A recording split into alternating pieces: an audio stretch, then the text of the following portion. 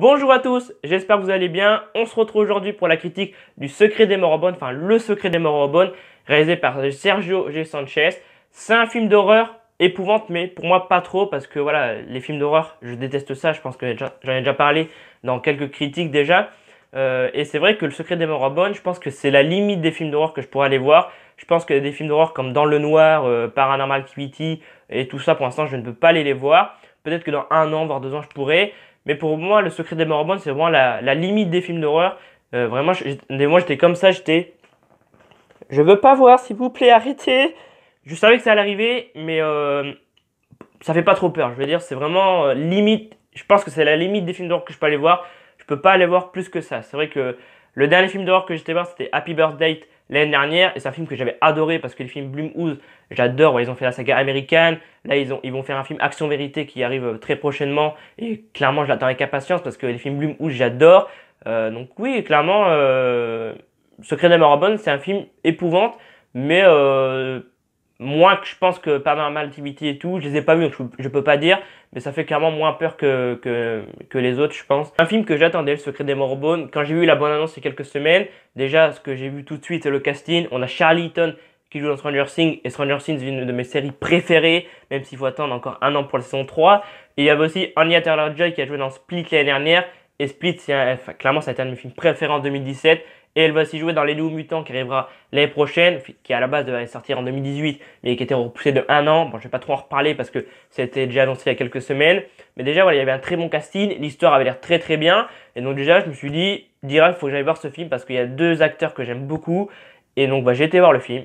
Et pas déçu. Je vais un peu résumer l'histoire du film avec des spoilers. Je tiens à préciser qu'il y aura des spoilers dans cette vidéo. Donc je mettrai un petit énoncé juste ici, voilà, je le mets même maintenant, voilà, pour vous dire à quel moment il y aura des spoilers si vous voulez pas trop savoir. Peut-être que vous allez voir le film demain ou peut-être que vous allez le voir aujourd'hui. Voilà, je mets un petit énoncé juste ici pour vous prévenir. Donc l'histoire du film, c'est Jack, Jen, Billy, Sam et leur mère Rose ils se réfugient dans une ferme isolée, donc la ferme Moribond, et du coup ils vont prendre le nom des Moribond parce qu'en fait ils tentent d'échapper à leur père qui est un psychopathe, voilà, qui tue des enfants, qui viole des enfants, à ce que j'ai compris. Donc le mec est vraiment un psychopathe, et donc ils vont dans cette ferme isolée, vraiment abandonnée depuis des années, qui appartenait à leur grande tante. Mais leur mère est malade et quelques jours après s'est installée dans cette maison abandonnée et isolée de tout le monde vraiment, et elle finit par mourir. Et donc Jack, Jen, Billy et Sam font un pacte. En fait, ils disent jusqu'au 21 ans de Jack ils resteront ensemble parce qu'en fait comme leur mère est morte, ils ont peur d'être envoyés dans des foyers différents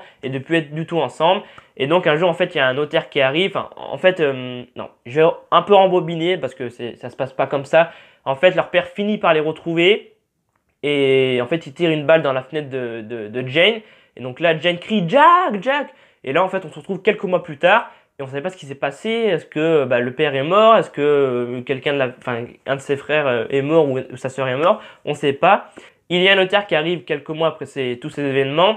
Et en fait, il va demander à la mère de Jack et tout de signer le testament. Mais en fait, on apprend que Jack et tout ont caché, ils cachent à tout le monde que leur mère est morte. Et en fait, ils font croire à tout le monde que leur mère est encore en vie, qu'elle est vraiment très très malade et qu'elle est en très mauvaise santé, clouée vraiment dans le lit. Et donc en fait c'est la sœur de Jack qui va signer le testament. Le notaire sent qu'il y a quelque chose qui cloche, donc il va commencer à creuser et tout, et puis il va finir par découvrir des choses. Je vais pas trop spoiler non plus. Là j'avais oublié aussi quelques jours après que leur mère est morte, ou je crois que c'est pendant que voilà leur mère est encore en vie. En fait Jack et tout rencontré une fille qui s'appelle Ali et qui vit plus loin sur la montagne. Et puis je vais passer directement à la fin parce qu'en fait il se passe plein de trucs. Voilà, pendant le film il y a le notaire qui enquête, il se passe des choses vraiment pas normales dans la maison. Il y a en fait un miroir qui est cassé, il y a une couverture dessus parce que apparemment il y a un fantôme dedans, et du coup vraiment ça tape. Et en fait à chaque fois que le fantôme essaie de sortir, et ils vont dans une cabane qu'ils ont construite à l'intérieur de leur maison. Ils vont en fait dans une cabane qu'ils ont construite dans la maison, voilà, pour pas que le fantôme les attaque. Et en fait, il y a Jack, donc le plus grand de la famille, qui va remettre le drap à chaque fois dessus pour pas que le fantôme sorte. Et puis aussi des choses pas lettres qui se passent dans le grenier parce qu'il y a un raton laveur. À un moment donné, on voit un raton laveur. Et puis à un moment donné, il y a Jen qui essaye qui lui donne à manger. Et d'un coup, il y a une main qui lui passe dessus comme ça. Donc là, t'es là, oh putain, ça te fout les chocottes un peu. T'es là, mais qui est dans le grenier? Carrément, il y a quelqu'un dans le grenier. Et là, en fait, le raton laveur se fait bouffer, tu vois, les os. T'entends les os craquer dans le grenier, quelqu'un est en train de le bouffer. Donc là, tu te dis, il y a un truc dans le grenier. Déjà, tu commences à avoir un peu la pression, tu commences à stresser et tout. Et puis, donc, bah, je vais passer à la fin. En passer à la fin, donc, il y a des spoilers. Donc, si vraiment t'as pas encore vu le film et que tu comptes le voir, tu peux quitter cette vidéo maintenant. Ou si vraiment tu veux savoir, bah, tu peux rester. C'est à toi de voir si tu veux te faire spoiler ou pas. Donc, en fait, ce jour-là, quand le père de Jack et tout les ont retrouvés, quand le père de Jack voilà, a retrouvé Jack, Jane et tout, et ben en fait, il y a Jack donc, a couru avec un fusil pour essayer de tuer son père. Enfin, en fait, le truc c'est que ils avaient de l'argent. En fait, le père de Jack avait 10 000 livres et Jack avait volé cet argent. Et en fait, bah, il sort dehors, Jack, et il demande à Jane et tout de monter en haut dans le grenier. Et donc il dit à son père, j'ai l'argent, viens on va plus loin, pose ton fusil et je te donne l'argent. Et après on va plus entendre parler de toi. Bon, évidemment ça va mal se passer parce que bah, le père va essayer de tuer son propre fils Jack. Et puis il va finir à un moment donné sur une falaise, il va jeter son fils. Donc là Jack finit par terre. Donc là le père, j'espère que je vais pas trop vite. Il passe donc par la cheminée de la maison et en fait il y a Billy qui prend vraiment un truc, une barre en métal. Il va essayer de protéger sa sœur et son petit frère et surtout lui. Et donc là, en fait, il y a Jack qui se réveille, qui est vraiment qui est blessé au niveau du front. Il commence à courir vers la maison. Et là, il arrive devant la porte. Et il entend son père dire ouvre la porte si vraiment tu oses. Et en fait, on se rend compte à ce moment-là que en fait, bah, il a tué Billy, il a tué Jane, il a tué Sam. Et donc là, bah, il s'en veut énormément parce qu'il n'est pas arrivé à temps, il n'a pas eu le temps de les sauver. Moi, le truc qui me dérange dans cette scène, c'est on voit Billy prendre vraiment un truc en métal et je me dis il va quand même arriver à frapper son propre père. Mais on voit pas en fait cette scène. En fait, il y a Jack qui arrive directement à la maison et on se rend compte qu'en fait le père a tué les 3 enfants qui étaient dans le grenier. Jack souffre donc de troubles de la personnalité comme Jay McAvoy dans Split. Il interprète plusieurs personnalités. Donc il interprète Sam son frère, Billy et Jane sa sœur. Et donc vraiment il est malade parce qu'il s'en veut de pas être arrivé à temps, de pas avoir pu sauver ses frères et sa sœur. Il s'en veut énormément. Et voilà, le film finit comme ça. En fait, il y a Ali du coup interprété par Anya Taylor-Joy qui sortait avec, va rester habiter avec lui. Et puis le père, ah oui j'ai oublié le père évidemment. Le père en fait de Jack, en fait. Ah oui, oula, attends, je vais trop vite, j'oublie des trucs, mais j'ai pas envie de trop spoiler. Le notaire, avant que tout ça se passe, en fait, il va casser le mur de briques que Jake a fait pour pas que son père sorte, parce qu'en fait, il y avait que la porte, et en fait, il a construit un mur de briques pour pas que son père sorte d'ici. Il a aussi couvert la cheminée et tout. Et en fait, le notaire va mourir comme de la merde. En fait, Ali va aller dans le grenier, et puis on va le retrouver vraiment par terre, le cou ouvert, il pisse le sang, le mec, vraiment, il est sur le point de crever. Et là, Ali dit au notaire, parce que en fait, le notaire veut sortir avec Ali, mais sauf que Ali sort avec Jake, et du coup, voilà, c'est un peu compliqué pour lui, donc là, il finit par crever, et juste avant de mourir, Ali dit, mais qui c'est qui t'a fait ça? Et là, la porte se ferme, et en fait, il y a le père de Jake qui est là. Pourquoi je dis Jake? C'est Jack, enfin, Jack, voilà, je le dis à l'américaine, Jake.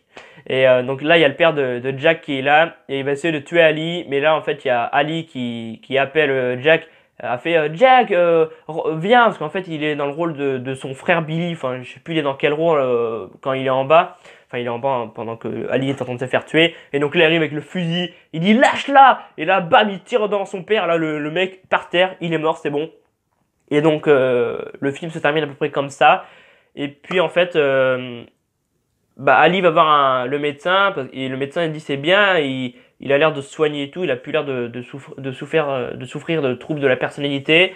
Et en fait, on s'aperçoit que Ali lui donne pas du tout les médicaments, elle le met à chaque fois dans la salle de bain, dans le placard.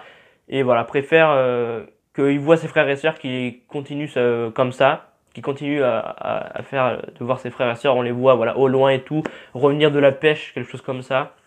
Et puis le film se termine comme ça et franchement, pas déçu. Pas déçu comme j'ai dit dans mon intro, au début de la vidéo, comme j'ai dit en début de vidéo, pas déçu par le film. C'est un film d'horreur, mais qui fait pas trop peur. C'est vrai qu'à des moments, quand elle est en train de donner à manger au raton laveur et que tu vois, il vient se poser sur elle, enfin sur sa main, t'es là en mode, oh mais qu'est-ce qu'il y a dans ce grenier? T'es là, mais je savais qu'il y avait à un moment donné, je me suis dit, le père est en haut, c'est obligé, je veux dire, pour que il y ait une main qui se pose sur la main de Jane. ça fait flipper quand même. Et c'est après il y a un autre moment aussi dans le film, c'est en fait il y a Billy, donc interprété par Charlie Heaton, qui va dans le grenier récupérer l'argent parce qu'en fait le notaire veut l'argent. Il s'est rendu compte que c'est eux qui ont l'argent, les 10 000 livres, parce qu'ils ont déjà donné un peu d'argent pour le testament, si je me trompe pas.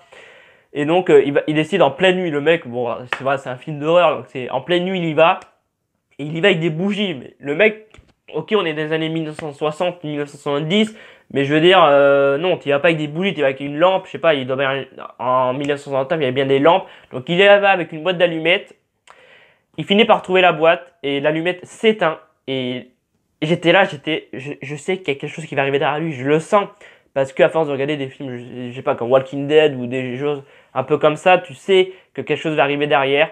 Et là, il y a son père en fait qui arrive derrière, il y a un truc qui arrive derrière lui. Donc en fait, c'est le père de Jack et tout, comme j'ai dit avant.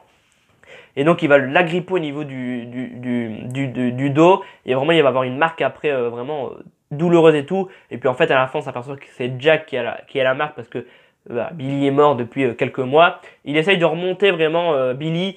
Et son père essaye de tirer. On voit juste sa main en fait. On voit juste sa main, mais sa main est hyper sale et tout. Ça fait plusieurs mois qu'il est dans le grenier. Donc ça fait flipper un peu. Tu vois pas son visage. Le visage, tu le vois vraiment à la fin. Et vraiment, le mec est super maquillé. Il est vraiment très très sale.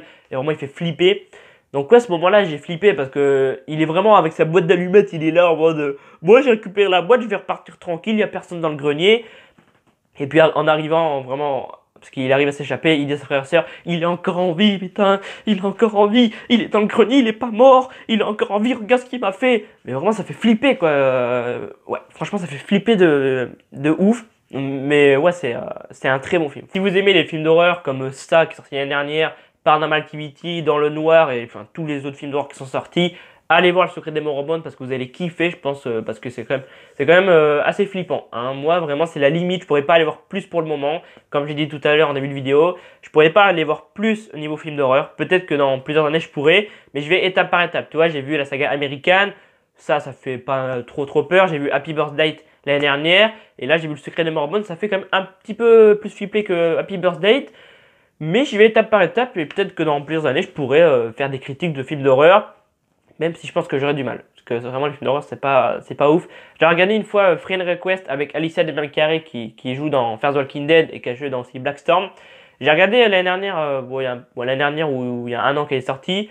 J'ai regardé ce film, j'ai regardé les 30 premières minutes et au bout de 30 minutes, j'ai complètement arrêté. Parce que le début, ça va, voilà, ils te mettent dans l'ambiance, c'est sympathique et tout. Et puis, à un moment donné, ça commence à faire flipper. Et j'étais juste dans le couloir là-bas que vous voyez. Et là, je sais pas si vous voyez le couloir, j'étais dans le couloir et la télé est juste là et j'étais vraiment en train de regarder comme ça de loin et vraiment je pouvais pas. Après, il y a eu une scène de l'Ancestor que j'ai regardé, mais je pouvais pas. Clairement, j'ai arrêté. Donc pour l'instant, ouais, je vais étape par étape. Je préfère, je vais pas tout de suite regarder Paranormal Activity parce que là, je pense que c'est même pas la peine. Je pense que là, ça me traumatise à vie et je pourrais plus dormir de la nuit. Mais ouais, Le Secret des Moribonds est un film à voir. Le Secret de Moribonds a vraiment peu de visibilité pour le moment, vraiment, enfin, il est vraiment diffusé dans peu de salles et du coup, il n'a pas la visibilité pour moi qu'il devrait avoir. Franchement, c'est un très bon film, il y a un très bon casting, l'histoire reste très bien. Voilà, ça fait assez flipper quand même. Et c'est vrai qu'après, il y a pas mal de films en ce moment. Il y a Black Panthers, il y a La Petite Famille, il y a Les Tuches, enfin, Les Tuches, c'est sur la fin. Mais voilà, les cinémas préfèrent favoriser des films comme ça parce que c'est vrai que Le Secret de Moribonds n'est pas un blockbuster que les gens attendaient.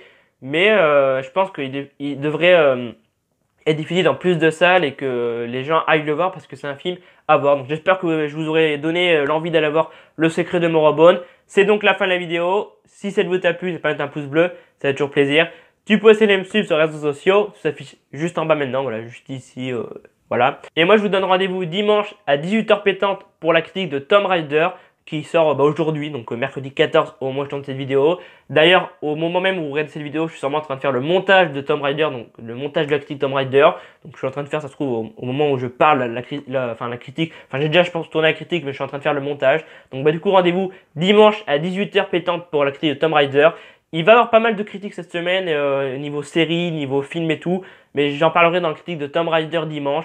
Donc j'espère que vous serez au rendez-vous. J'espère que cette critique du Secret de Moribonds vous aura plu. J'espère que vous avez donné envie d'aller voir ce film qui est à voir clairement. Hein. Clairement, il y a un film à voir. Voilà. J'en dis pas plus. Allez voir Le Secret de Moribonds. Et je vous dis à dimanche pour la critique de Tomb Raider. C'était Alban F. Salut à tous.